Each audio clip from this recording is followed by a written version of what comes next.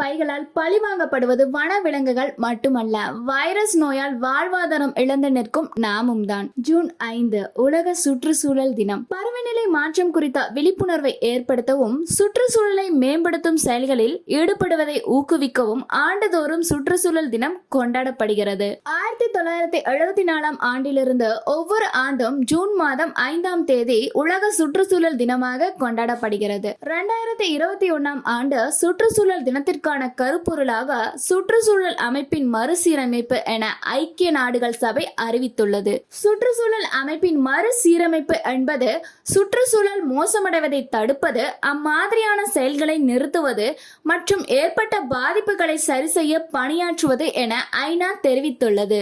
எனவேதான் இந்த வருடத்திற்கான கருப்பொருளாக மறுமுறை யோசிப்பது, மீண்டும் உருவாக்குவது, பாதுகாப்பது என்பதை நிறுவி உள்ளதாக ஐநா தெரிவித்துள்ளது. மரங்கள் நடுவது நன்மை தரும், பருவநிலை மாற்றம் பல்லுயிர் பெருக்கத்தை காக்க உதவும் என மரங்கள் பல நன்மைகளை தரும். ஆனால் இடத்திற்கு தகுந்தாற்போல் ஒரு மரத்தை நடவில்லை என்றால் அது தவறாக முடிந்துவிடும்.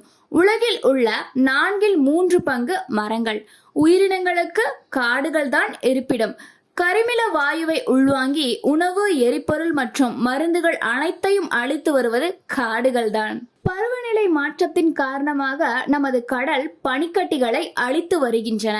ஐநா ஆராய்ச்சியாளர்கள் குழு ஒன்று கடல் நீர் மட்டம் உயர்ந்து வருகிறது என்ற பனிக்கட்டிகள் உருவாகின்றன என்றும், மனித செயல்பாடுகளால் சில உயிரினங்கள் வேறு இடத்திற்கு இடம்பெயர்கின்றன என்று தெரிவித்துள்ளது. இயற்கையை பாதுகாக்க வேண்டும் மற்றும் சுற்றுச்சூழலை பேண வேண்டும் என்ற விழிப்புணர்வை உலக மக்கள் மத்தியில் பரப்ப வேண்டும் என்ற உயரிய நோக்கத்தோடு உலக சுற்றுச்சூழல் தினம் கொண்டாடப்படுவது குறிப்பிடத்தக்கது.